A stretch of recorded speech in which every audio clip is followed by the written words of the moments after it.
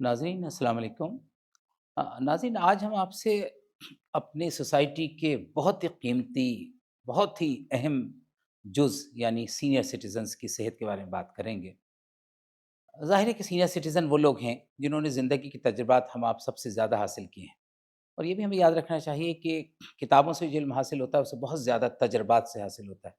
ये वो लोग हैं जिन्होंने एक बहुत सक्सेसफुल इनिंग्स खेली है और अब ये दूसरी इनिंग्स है यानी 60 साल के बाद। लेकिन इसमें कुछ ख़ास चीज़ों का उन्हें ख़्याल रखना चाहिए। एक तो ये कि कभी भी अपने आप को बूढ़ा नहीं समझना चाहिए। मैं कभी ओल्ड एज नहीं कहता, बल्कि ये सारा का सारा माइंड गेम है, माइंडसेट है। मैं ऐसे बहुत से लोगों को जानता हूँ जो 80, 85, 90 साल के हैं लेकिन बहुत एनर्जेटिक हैं, बहुत यंग हैं और वो अपने आप को बूढ़ा कहलाना पसंद ही नहीं करते। नाराज़ हो जाते हैं अगर आप उन्हें बूढ़ा कहिए। तो सारा का सारा ब्रेन गेम है। इस आप अपने आप को हमेशा ये समझिए कि आप इस सोसाइटी के सबसे कीमती जुज़ हैं, सबसे कीमती पार्ट हैं, जिनको तजुर्बात ने भरपूर फ़ायदा दिया है और वो चीज़ें जो आपके पास हैं, दूसरों के पास नहीं है। पहले तो यह ख़्याल रखना चाहिए कि इसे सेलिब्रेट करना है। आप इस एज पे पहुँचे हैं, लाखों, करोड़ों लोग जवानी में मर जाते हैं, अधेड़ उम्र में मर जाते हैं, 60 साल से पहले मर जाते हैं। तो आप इस मायने में खुशकिस्मत हैं कि आप 60 साल के बाद की ज़िंदगी देख रहे हैं। आपके बाल सफ़ेद हो रहे हैं, तो इसका मतलब ये है कि आपको तजुर्बात ने कहते हैं ना कि ये बाल धूप में थोड़ी सफ़ेद हुए हैं, तजुर्बात आपको बहुत हासिल हुए हैं। अब कैटरेक्ट आपको आया है, तो आपको समझना चाहिए कि आपकी आँख ने बहुत मनाज़िर देख लिए, बहुत काम किया। अब आप छोटा-सा सर्जरी सर्जरी भी नहीं कहते उसको, कैटरेक्ट का ऑपरेशन कराएँगे, जिसे ऑपरेशन भी नहीं कहना चाहिए, ना इसमें चीरा है, ना चाकू है, ना खून की एक बूँद है। ये एक छोटा-सा प्रोसीजर है, उसके बाद आपकी आँखें ऐसी तेज़ रोशनी से सरशार हो जाती हैं कि आप पहले से बेहतर देखने लगते हैं। चीज़ों को पॉज़िटिव लीजिए, हर चीज़ को पॉज़िटिव लीजिए, उसको एन्जॉय कीजिए। ये बिल्कुल ऐसा है जैसे प्रेगनेंसी होती है। अब बहुत सी ख़वातीन प्रेगनेंसी को बीमारी समझने लगती हैं। प्रेगनेंसी एक बहुत बड़ी नेमत है, it is to be celebrated, it is to be enjoyed, है ना? इसको तो सेलिब्रेट करना चाहिए। कितने लोग हैं जिनको ये प्रेगनेंसी की दौलत नहीं मिलती? इसलिए चीज़ों को पॉज़िटिव लीजिए। दूसरी बात ये कि भरपूर नींद लीजिए। इस उम्र के अंदर आपको नींद भरपूर लेनी चाहिए। नींद एक बहुत बड़ा टॉनिक है। एक चीज़ और याद रखनी चाहिए, जब सो के उठते हैं, जब भी सो के उठें तो एकदम से बिल्कुल मत उठिए, हड़बड़ा के मत उठिए, बल्कि 1-2 करवट लीजिए। अपने आप को थोड़ा-सा वर्कअप कीजिए, थोड़ा अपने हाथ-पैर चलाइए, स्ट्रेच कीजिए, थोड़ा-सा मूवमेंट कीजिए, हल्का-सा लाइट वर्कअप कीजिए और उसके बाद फिर आप उठिए, एकदम से नहीं उठिए। फिर क्या करना है आपको, जब आप बाथरूम जाते हैं, तो इस एज में मैं आपसे कहूँगा, जितने सीनियर सिटीज़न हैं, प्लीज़ बाथरूम में जब जाएँ तो बहुत एहतियात से जाएँ। ये देख के जाएँ कि बाथरूम में फिसलन तो नहीं है, स्लिपरी तो नहीं हो रहा, गीला तो नहीं है। हो सकता है कोई नहा के निकला और साबुन पड़ा हो वहाँ पर और आप उससे फिसल जाएँ। सीनियर सिटीज़न के बहुत एक्सीडेंट्स, बहुत जो कूल्हे की हड्डी टूटने के वाक़यात होते हैं, उनका ताल्लुक बाथरूम से होता है। इसलिए जब बाथरूम जाएँ तो बाथरूम को ये देख लीजिए कि वो सूखा होना चाहिए। और याद रखिए, कोशिश कीजिए इस एज में अगर आपके घुटने ठीक-ठाक हैं, तब तो आप स्क्वेटिंग कर सकते हैं, वरना कोशिश कीजिए कि आप कमोड का इस्तेमाल कीजिए, वो आपके लिए बेहतर है। फिर जब आप नहाएँ, अंदर से बोल्ट मत कीजिए। दूसरी बात ये कि नहाते वक़्त कोशिश कीजिए, अगर आपकी सेहत बहुत अच्छी है, वेल एंड गुड, लेकिन अगर आपके अंदर थोड़ी-सी भी कमज़ोरी है, तो आप हमेशा बैठ के नहाइए। आप प्लास्टिक की चेयर ले सकते हैं, स्टूल ले सकते हैं, बैठ के नहाइए। आहिस्ता-आहिस्ता अपने जिस्म पे पहले नीचे से पानी डालिए, फिर ऊपर डालिए। एकदम से ये नहीं कि आप शावर खोल दें फ़ौरन और नहाने लगें, ये आपके लिए नुकसानदेह हो सकता है। एक और बात याद रखिए, बाथरूम के अंदर चूँकि अब आप नहाए तो गीला हो गया, तो आप कभी भी कपड़े चेंज करने की, कपड़े तब्दील करने की कोशिश बाथरूम में मत कीजिए, अक्सर एक्सीडेंट्स हो जाते हैं। एक तो ये कि बैठ के कीजिए, कपड़े जब भी आप बदलें, बैठ के बदलिए और बाथरूम से बाहर आके बदलिए। मैंने अक्सर देखा है ऐसे केसेज़ आते हैं कि लोग, उनके गीले पैर हैं और वो ट्राउज़र्स पहन रहे हैं और ट्राउज़र्स गीले पैर होने की वजह से अटक गया और वो गिर पड़े।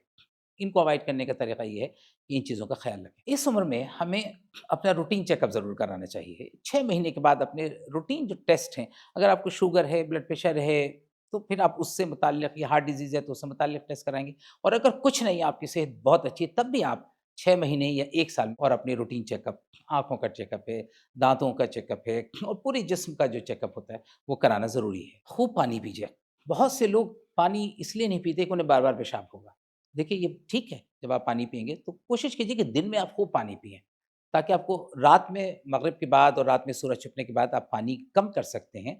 लेकिन पानी पीना बहुत ज़रूरी है। बहुत सारी बीमारियाँ सीनियर सिटीज़न्स की इसलिए होती हैं कि वो पानी कम कर देते हैं, पानी कम पीते हैं। बराबर अपने पास पानी रखिए, आप पानी के सिप्स लेते रहिए, हर आधे घंटे पे थोड़ा-सा 1 घूँट, 2 घूँट आप पी लीजिए। ये आपकी किडनी के लिए बहुत ज़रूरी है, ये आपकी पूरी बॉडी ऑर्गन्स के लिए ज़रूरी है। एक और बहुत इम्पोर्टेंट टॉनिक है इस एज में, वो ये है कि आप बाहर निकलिए।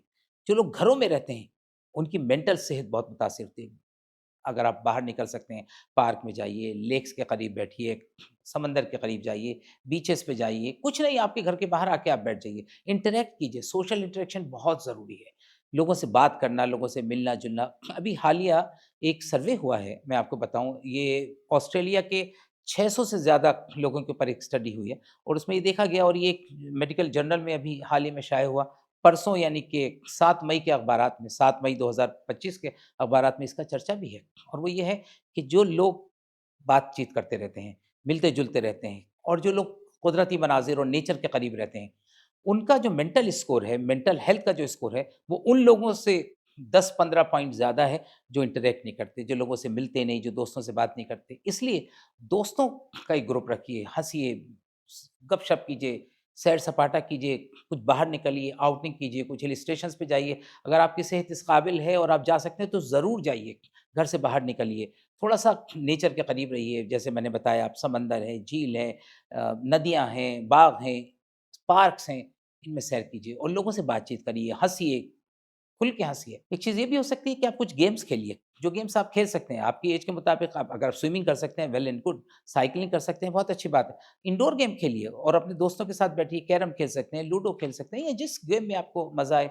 बाहर निकलिए, कुछ लोग तीर्थ यात्रा पे जा सकते हैं, वो भी आपके लिए एक बहुत अच्छा रिजेनरेट करता है। उम्रा करने जा रहे हैं, ये हज का मौका है, जो भी है। और दूसरा एक चीज़ और याद रखिए, आप इस एज में खूब दिल खोल के खर्च कीजिए। आपने ज़िंदगी भर दूसरों के लिए जिया है, आपने दूसरों के लिए मेहनत की है, बीवी, बच्चों के लिए, रिश्तेदारों के लिए आपने बहुत कुछ किया है।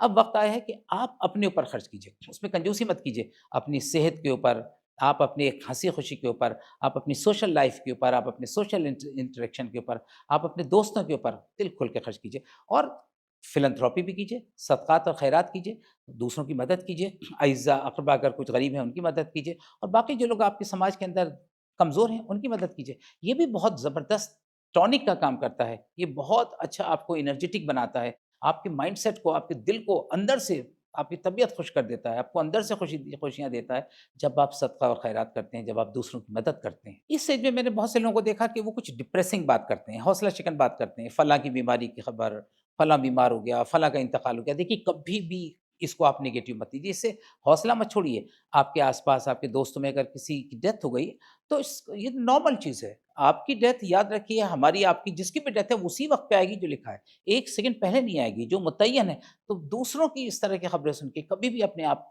को डिप्रेस मत कीजिए। एंग्ज़ायटी और स्ट्रेस समझिए आपका सबसे बड़ा दुश्मन है। बिल्कुल भी इन चीज़ों से मुतासिर मत होइए, बल्कि this is part of life. इसे सरल लीजिए, जिसका जब वक़्त आएगा वो जाएगा, दैट्स ऑल। अपने करीब तरीन रिश्तेदारों से या अपने दूर के रिश्तेदारों से बहुत ज़्यादा तवक्को मत रखिए। देखिए, हर आदमी बिज़ी है, हर आदमी बिज़ी है, बहुत ज़्यादा उम्मीदें मत बाँधिए। आपको अल्लाह ने पैसा दिया, आपके पास पैसा है तो आप कोई अटेंडेंट रखिए, आप अपने साथ किसी को एड ले लीजिए और किसी को अपने साथ रखिए। अगर आपको चलने में दिक्कत है, आप लड़खड़ाते हैं, तो आप एक अटेंडेंट अपने साथ रखिए। इस पे खर्च कीजिए, अपने ऊपर खर्च कीजिए और बहुत से लोगों से फलाँ आके मदद करेगा, फलाँ आके मदद करेगा, फिर आपका दिल टूट जाता है। कि आप जिस तरह सोचते हैं, दुनिया उस तरह नहीं चलती। आपने दूसरों के लिए बहुत किया, हो सकता है दूसरे आपके साथ ना करें वैसा। तो ये दुनिया है, इसे इसी तरह बरतिए। मेरा ख़्याल है कि अगर आप इन चीज़ों पे तवज्जो देंगे और अपने आप को कभी भी बूढ़ा नहीं समझेंगे, हम हमेशा ये समझिए कि ज़िंदगी का ये इनिंग्स जो है, जो आप खेल रहे हैं, ये बहुत खुशनसीबों को मिलती है। करोड़ों लोग इससे महरूम रह जाते हैं। इस चीज़ को आप इस तरह लीजिए, अपनी सेहत का ख़्याल रखिए, मिलिए-जुलिए, गप-शप करिए, हँसिए, खेलिए, इबादत कीजिए, नमाज़ पढ़िए, चैरिटी कीजिए। इंशाअल्लाह आपकी लाइफ़ बहुत अच्छी गुज़रेगी। बहुत शुक्रिया।